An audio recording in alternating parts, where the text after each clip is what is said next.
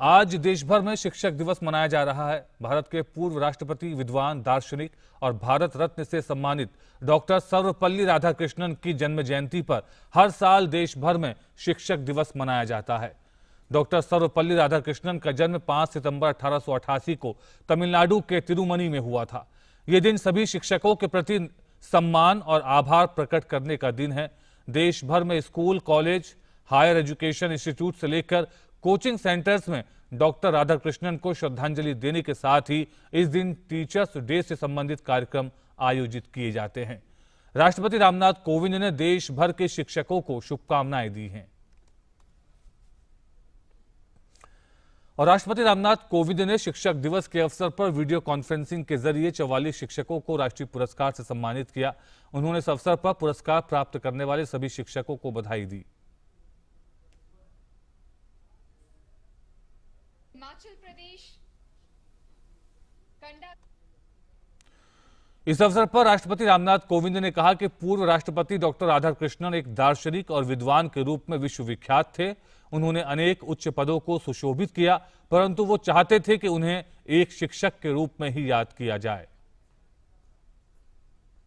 यह हम सभी को ज्ञात है कि शिक्षक दिवस का आयोजन पूर्व राष्ट्रपति डॉक्टर सर्वपल्ली राधाकृष्णन के जन्मदिन के उपलक्ष्य में 5 सितंबर को मनाया जाता है।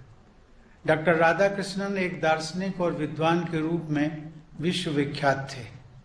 यद्यपि उन्होंने अनेक उच्च पदों को सुशोभित किया, परंतु वो चाहते थे कि उन्हें एक शिक्षक के रूप में ही याद किया जाए।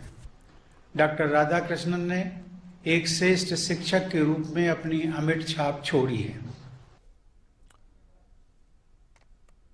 राष्ट्रपति ने पूर्व राष्ट्रपति डॉक्टर एपीजे अब्दुल कलाम को भी याद किया। मेरे पूर्ववर्ती राष्ट्रपति डॉक्टर एपीजे अब्दुल कलाम एक वैज्ञानिक के रूप में अपनी सफलता का श्रेय अपने शिक्षकों को दिया करते थे। वे अपने स्कूल के एक अध्यापक के विषय में बताया करते थे कि जिनके पढ़ाने की रोचक शैली के कारण बचपन में ही उनमें एरोनॉटिकल इंजीनियर बनने की ललक पैदा हुई। डॉक्टर एपीजे अब्दुल कलाम विद्यार्थियों को पढ़ाने के लिए इतने उत्साहित रहते थे कि उन्हें जब भी अवसर मिलता था वे अध्यापन कार्य में लग जाते थे। ऐसी विभूतियों ने समाज के निर्माण में शिक्षकों के कार्य की महत्ता को रेखांकित किया है।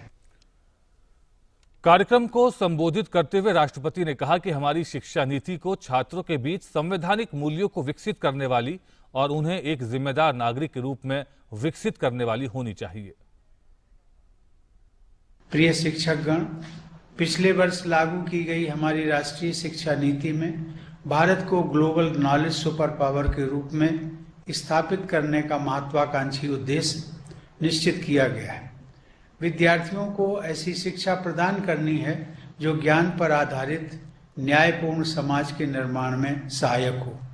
हमारी शिक्षा व्यवस्था ऐसी होनी चाहिए जिससे विद्यार्थियों में संवैधानिक मूल्यों तथा नागरिकों के मूल कर्तव्यों के प्रति निष्ठा उत्पन्न हो, देश के प्रति प्रेम की भावना मजबूत बने तथा बदलते वैश्विक परिदृश्य में वे अपनी भूमिका के बारे में सचेत रहें। उपराष्ट्रपति वेंकैया नायडू ने कहा है कि भारतीय समाज में गुरु शिष्य की बहुत ही गौरवशाली परंपरा है, जिसमें गुरु न केवल शिष्यों को शिक्षा का ज्ञान देते हैं, बल्कि वो एक स्वस्थ समाज के निर्माण में भी महत्वपूर्ण भूमिका अदा करते हैं। उपराष्ट्रपति वेंकैया नायडू ने आज हैदराबाद में 11वें वार्षिक चिकित्सा शिक्षक दिवस पुरस्कार प्रदान करने के अवसर पर ये बात कही। परंपरा, the tradition of the relationship between the guru and the student is known and talked about. The guru is someone who shows the virtuous path, shapes character, brings about enlightenment and awakening, preserve culture and transform our future. प्रधानमंत्री नरेंद्र मोदी ने शिक्षक दिवस के अवसर पर सभी शिक्षकों को शुभकामनाएं दी। प्रधानमंत्री ने ट्वीट संदेश में कहा, शिक्षक दिवस के अवसर पर शिक्षक समुदाय को शुभकामनाएं। युवाओं के बौद्धिक विकास में अध्यापकों की अहम भूमिका होती है। ये सराहनीय है कि कैसे शिक्षकों ने कोरोना संकट में भी नवाचार कर छात्रों की शिक्षा को जारी रखना सुनिश्चित किया। मैं डॉक्टर एस राधाकृष्णन को उनकी जयंती पर श्रद्धांजलि अर्पित करता हूं और उनकी विद्वता एवं देश के लिए उनके योगदान को याद करता हूं। शिक्षा मंत्रालय द्वारा शिक्षकों को राष्ट्रीय पुरस्कार 2021 प्रदान करने के लिए आयोजित वेबिनार को संबोधित करते हुए शिक्षा मंत्री धर्मेंद्र प्रधान ने पुरस्कार विजेताओं को बधाई देते हुए कहा कि इस बार शिक्षा दिवस इसलिए भी महत्वपूर्ण है क्योंकि राष्ट्रीय शिक्षा नीति के क्रियान्वयन का भी दिवस है।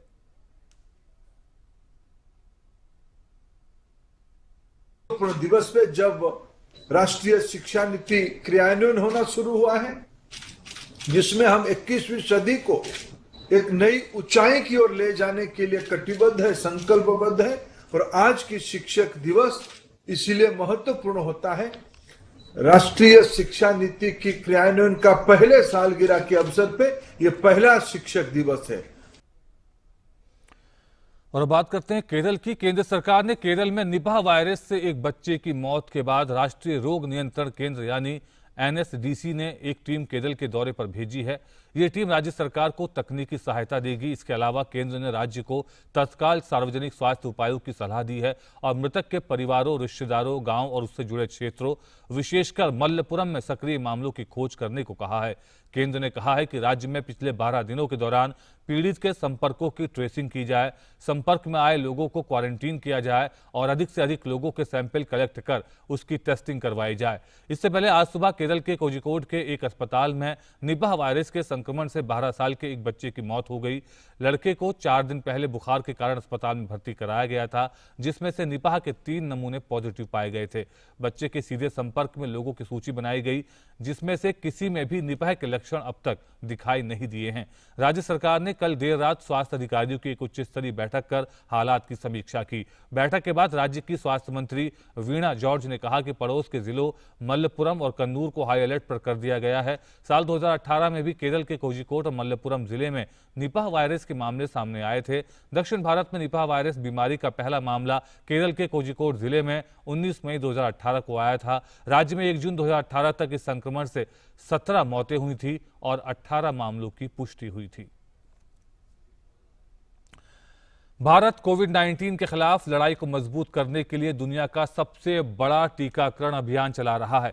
राष्ट्रव्यापी टीकाकरण अभियान के तहत देश भर में अब तक 68 करोड़ से ज्यादा कोविड टीके लगाए गए हैं। वहीं कल शाम 7 बजे तक 62.25 लाख वैक्सीन लगाई गई। कोरोना के खिलाफ टीकाकरण अभियान में भारत तेजी से आगे बढ़ रहा है।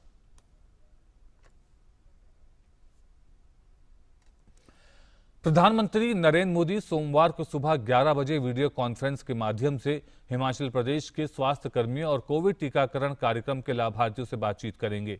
हिमाचल प्रदेश में कोविड टीकाकरण की पहली खुराक सभी पात्र लोगों को सफलतापूर्वक दे दी गई है।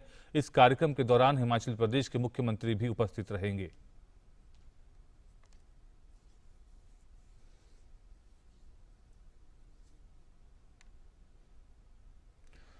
तीन देशों की आधिकारिक यात्रा पर गए विदेश मंत्री डॉक्टर एस जयशंकर ने कल डेनमार्क के विदेश मंत्री जेप्पे कोफोड के साथ भारत डेनमार्क संयुक्त आयोग की चौथी बैठक की सह अध्यक्षता की।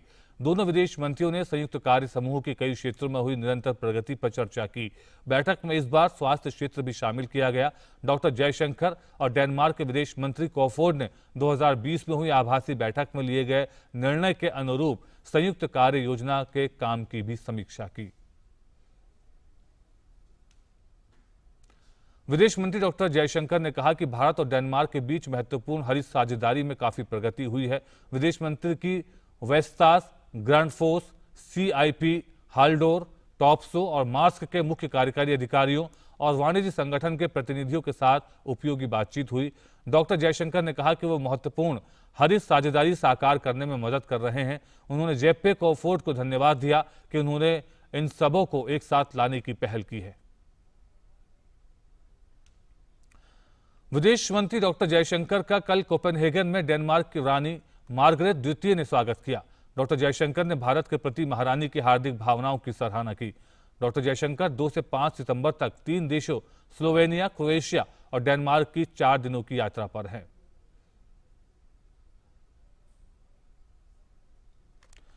विदेश मंत्री डॉक्टर जयशंकर ने अपने डेनमार्क के समकक्ष जेप कॉफेट और वेस्टास के सीईओ एंडरसन के साथ नाव में सवारी की, जो कि वायु और जल क्षेत्र में साझेदारी का संकेत था।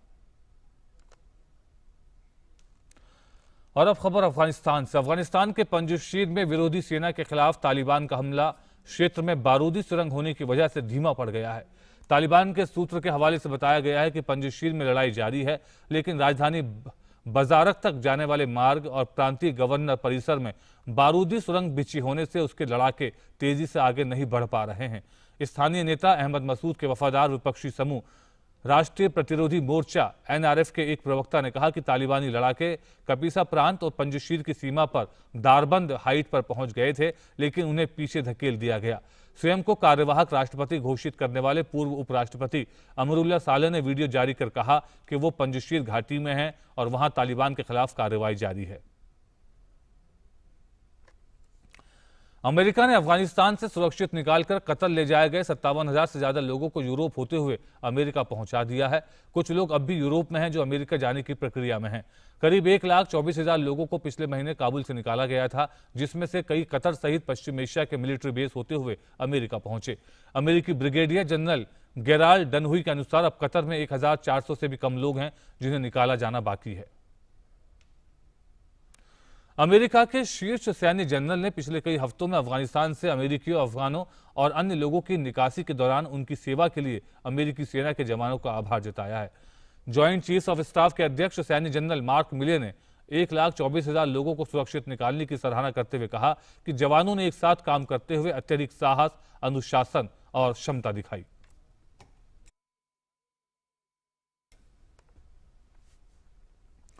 काबुल पर तालिबान के कब्जे के 3 सप्ताह बाद राजधानी के सबसे बड़े पैसे बदलने वाले बाजार सराय शहजादा को एक बार फिर से चालू कर दिया गया है।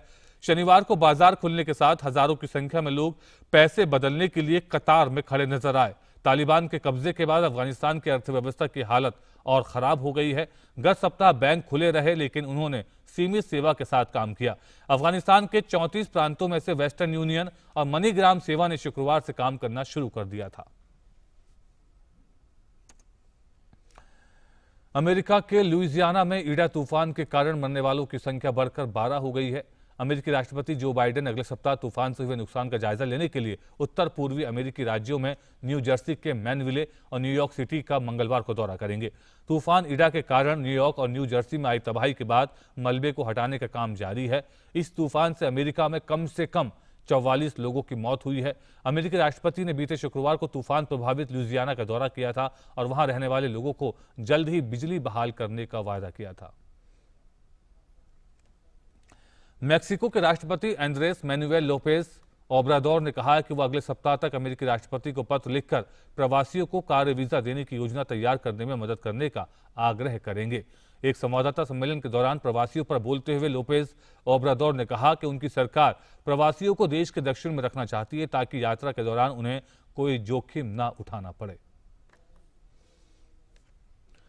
ईरान के राष्ट्रपति इब्राहिम रईसी ने कहा है कि वो विश्व शक्तियों के साथ 2015 के परमाणु समझौते को बहाल करने की खातिर बातचीत करने के लिए तैयार हैं, लेकिन पश्चिमी देशों के दबाव में नहीं।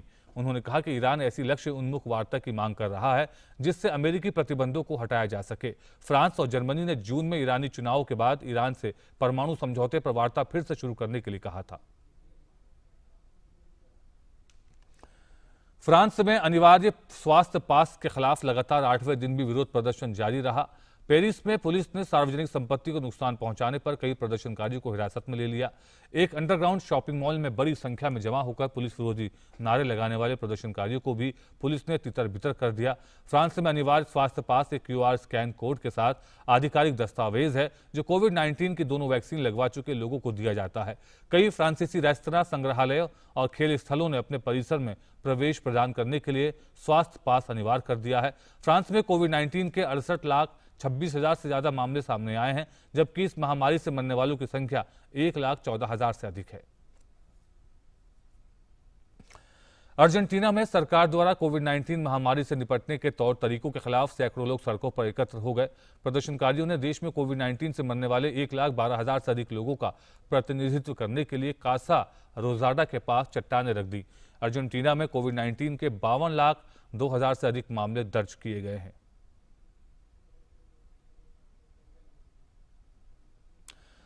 और अब बात करते हैं पैरालंपिक की। टोक्यो पैरालंपिक में पैरा बैडमिंटन खिलाड़ियों ने शानदार सफलता हासिल की। इस खेल में भारत को कुल 4 मेडल हासिल हुए, जिनमें से 2 गोल्ड, 1 सिल्वर और 1 ब्रॉन्ज मेडल शामिल है। कृष्णा नागर और प्रमोद भगत ने गोल्ड हासिल किया, जबकि सुहास एलवाई को सिल्वर और मनोज सरकार को कांस्य पदक हासिल हुआ। पैरा बैडमिंटन खिलाड़ी कृष्णा नागर ने गोल्ड मेडल जीता। पुरुषों के एकल मुकाबले के SH6 कैटेगरी के फाइनल में कृष्णा ने हांगकांग के खिलाड़ी को 2-1 से मात दी। इस बीच प्रधानमंत्री ने कृष्णा नागर से फोन पर बात कर उन्हें शुभकामनाएं दी। टोक्यो पैरा ओलंपिक 2020 भारतीय पैरा बैडमिंटन खिलाड़ियों के लिए एक शानदार प्रतियोगिता रही। इसी कड़ी में पैरा बैडमिंटन खिलाड़ी कृष्णा ने गोल्ड मेडल जीत लिया है। पुरुषों के एकल मुकाबले के SH6 कैटेगरी के फाइनल में कृष्णा ने हांगकांग के खिलाड़ी को 2-1 से मात दी। नागर ने पहले गेम को जीतकर बढ़त बना ली थी, लेकिन हांगकांग के खिलाड़ी ने वापसी की और दूसरा गेम अपने नाम किया। लेकिन तीसरे गेम में नागर ने अपने प्रतिद्वंदी को कोई मौका नहीं दिया और गोल्ड पर कब्जा कर लिया। राष्ट्रपति रामनाथ कोविंद कृष्णा नागर को शुभकामनाएं देते हुए उन्होंने ट्वीट किया। उन्होंने लिखा, कृष्णा नागर का ऐतिहासिक प्रदर्शन, मजबूत और दृढ़ निश्चय होकर आपने पैरालंपिक के बैडमिंटन में स्वर्ण पदक जीतकर अपनी काबिलियत साबित की और तिरंगे का परचम लहराया। आपकी उत्कृष्टता काबिले तारीफ है। कई भारतीय आपसे प्रेरित होंगे। बधाइयां और शुभकामनाएं। वहीं प्रधानमंत्री मोदी ने भी ट्वीट कर नागर को बधाई दी। पीएम ने लिखा कि टोक्यो पैरालंपिक में हमारे बैडमिंटन खिलाड़ियों का उत्कृष्ट प्रदर्शन देखकर खुशी हुई। कृष्णा नागर की शानदार उपलब्धि ने हर भारतीयों के चेहरे पर मुस्कान ला दी है। स्वर्ण पदक जीतने पर उन्हें बधाई। आगे के प्रयासों के लिए उन्हें बहुत बहुत शुभकामनाएं। कृष्णा नागर ने कहा कि मेरे लिए गर्व की बात है कि मैं देश का नाम रोशन कर पाया और किसी भी खिलाड़ी के लिए गोल्ड जीतना उसका सबसे बड़ा सपना होता है। भैया गोल्ड मेडल जीत के बहुत अच्छा लग रहा है। एक पैरालंपिक प्लेयर के लिए बहुत बड़ी बात है क्योंकि हर प्लेयर का जो ड्रीम होता है वो की होता है कि वो पैरालंपिक में मेडल लेकर गया है। और मैं खुशकिस्मत हूँ कि मैं गोल्ड मेडल लेकर गया हूँ मेरे इंडिया के लिए। और मैं मेरा मेडल जो है मैं डेडिकेटेड करना चाहूँगा मेरे फादर, मदर एंड मेरे अंकल आंटी, जिन्होंने मेरे को इतना सपोर्ट करा यहाँ तक आने के लिए। और बहुत जो भी इन्होंने सेक्रीफाइसेस किए, आज वो सारे पूरे हुए। टोक्यो पैरालंपिक खेलों में पैरा बैडमिंटन खिलाड़ी कृष्णा नागर के स्वर्ण पदक जीतने की खुशी में उनका परिवार, दोस्त, कोच जयपुर के SMS स्टेडियम में इकट्ठा होकर मैच देखा और उनकी जीत का जश्न मनाया। नागर के पिता ने उनकी जीत को ऐतिहासिक बताया और खुशी जाहिर की। कैसा लग रहा है? बहुत बढ़िया। मतलब एक्सप्लेन नहीं कर सकते ना अपना मुँह से कैसा लग रहा है। लगातार अच्छा खेल दिखाया था। लगातार बड़ी जब से पूरी उम्मीद थी गोल्ड जीतने की। आपको यकीन था कि गोल्ड आएगा? पक्का। ये देश के लिए बहुत बड़ी उपलब्धि है। इंडियन बैडमिंटन के लिए और राजस्थान बैडमिंटन के लिए बहुत बड़ी उपलब्धि है। पूरे देश को इस पर गर्व है। कृष्णा नागर के इस गोल्ड मेडल के साथ ही भारत के टोक्यो पैरालंपिक में पदकों की संख्या 19 मेडल हो गई है, जो अब तक के ओलंपिक और पैरालंपिक इतिहास में सबसे ज्यादा है। टोक्यो पैरालंपिक में भारत ने 5 स्वर्ण, 8 रजत और 6 कांस्य पदक जीते हैं। Sport desk, DD news. और पैरा बैडमिंटन खिलाड़ी सुहास एलवाई ने रजत पदक जीत लिया है। सुहास को फाइनल में विश्व नंबर 1 खिलाड़ी लुकास मेजुर से शिकस्त मिली। सुहास ने पहला गेम जीतकर मुकाबले में बढ़त बना ली थी। हालांकि अगले दोनों गेम जीतकर लुकास ने मुकाबले को अपने नाम कर लिया और स्वर्ण जीता।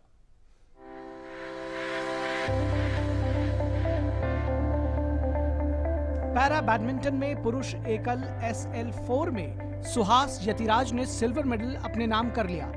फाइनल में सुहास का मुकाबला विश्व नंबर 1 खिलाड़ी लुकास मेजर से था। सुहास ने पहला गेम आसानी से जीता, लेकिन दूसरे गेम में फ्रांस के खिलाड़ी ने वापसी करते हुए मैच पर पकड़ मजबूत कर ली। तीसरे गेम में भी लुकास मेजुर ने सुहास पर दबाव बनाए रखा और मैच को 2-1 से जीतने में कामयाबी पाई। इस तरह लुकास मेजुर गोल्ड मेडल जीतने में कामयाब हुए और सुहास को रजत पदक के साथ संतोष करना पड़ा। लेकिन ये रजत अपने आप में बड़ी उपलब्धि है। राष्ट्रपति रामनाथ कोविंद ने सुहास यतिराज को शुभकामनाएं देते हुए ट्वीट किया, जिसमें उन्होंने लिखा, सुहास यतिराज को बधाई, जिन्होंने पैरालंपिक में विश्व नंबर 1 को कड़ी टक्कर दी और बैडमिंटन में रजत पदक जीता। एक सिविल सेवक के रूप में कर्तव्यों का निर्वहन करते हुए खेलों को आगे बढ़ाने में आपका समर्पण असाधारण है। उपलब्धियों से भरे भविष्य के लिए शुभकामनाएं। वहीं सुहास की कामयाबी पर प्रधानमंत्री नरेंद्र मोदी ने उनको मुबारकबाद दी। उन्होंने ट्वीट करते हुए लिखा, सेवा और खेल का अद्भुत संगम। सुहास यतिराज ने अपने असाधारण खेल की बदौलत पूरे देश का ध्यान अपनी ओर आकर्षित किया। बैडमिंटन में रजत पदक जीतने पर उन्हें बधाई, उनके भविष्य के प्रयासों के लिए शुभकामनाएं। प्रधानमंत्री ने सुहास एलवाई से फोन पर भी बातचीत की। मैं ये बनूंगा, मैं वो करूंगा, इसी दिमाग को लेके जाते हैं, उनमें से अधिकतर लोग रह जाते हैं सर। लेकिन जो बिल्कुल करते रहते हैं वो कहीं पहुंच जाते हैं सर। तो आपने करके दिखाया है, मेरी तरफ से आपको बहुत बधाई है सर। और उत्तर प्रदेश आपका इंतजार कर रहा है सर।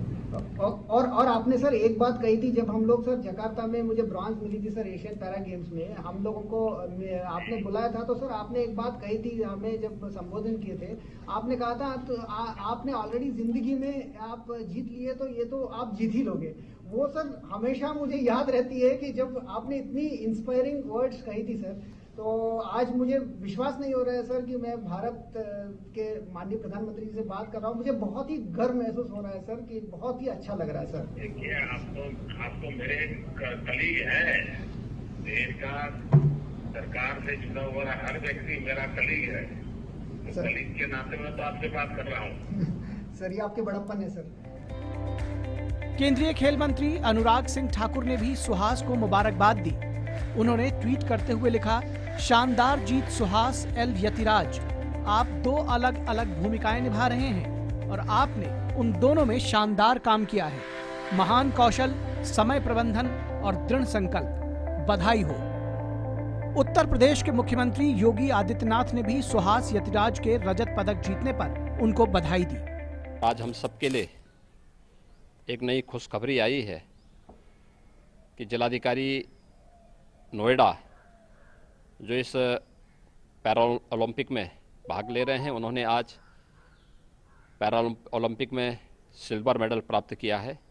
मैं सी सुहास एलवाई को इसके लिए हृदय से बधाई देता हूं, प्रदेशवासियों की ओर से हृदय से बधाई देता हूं। सिल्वर मेडल जीतने के बाद सुहास यतिराज ने कहा कि ये उनके लिए खुशी का पल है। किसी भी खिलाड़ी का अपने देश के लिए मेडल जीतने का सपना होता है। I have never been most disappointed and most happy in my life because coming so close but yet so far.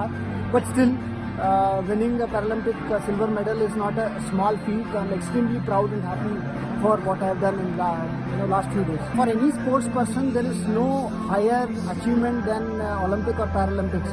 So this means the world to me.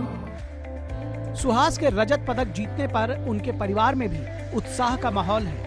उनकी पत्नी ने कहा कि वे बेहद खुश हैं और पैरालंपिक इतिहास में ये एक नया अध्याय है। मेरे लिए नहीं, ये पूरे देशवासियों के लिए एक हर्ष का विषय है और पैरा गेम्स में एक नया कीर्तिमान है। सिविल सर्विसेज के लिए हमारे लिए एक कीर्तिमान है और it is a pinnacle climax of the hard work of past 6 years.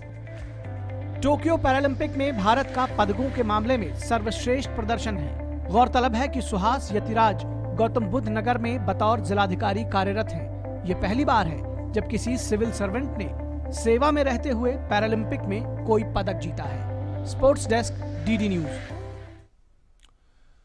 और टोक्यो पैरालंपिक में भारतीय दल के शानदार प्रदर्शन पर केंद्रीय खेल मंत्री अनुराग सिंह ठाकुर ने सभी खिलाड़ियों को बधाई दी है। खेल मंत्री का कहना है कि देश में खेलों में काफी परिवर्तन देखने को मिला है। ओलंपिक ही नहीं, पैरालंपिक में भी खिलाड़ियों को पूरे देश से समर्थन मिला है।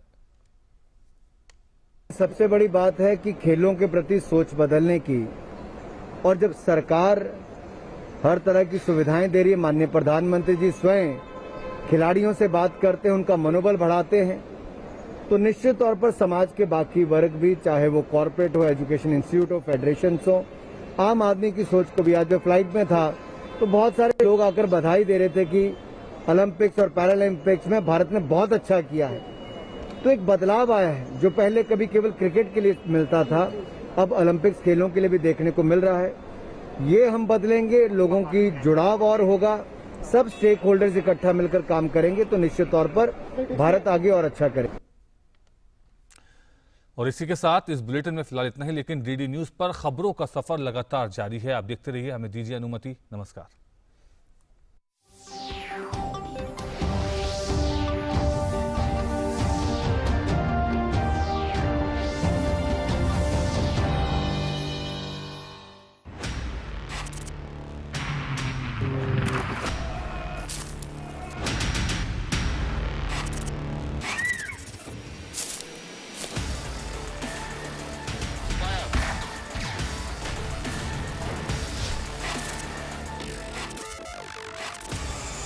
put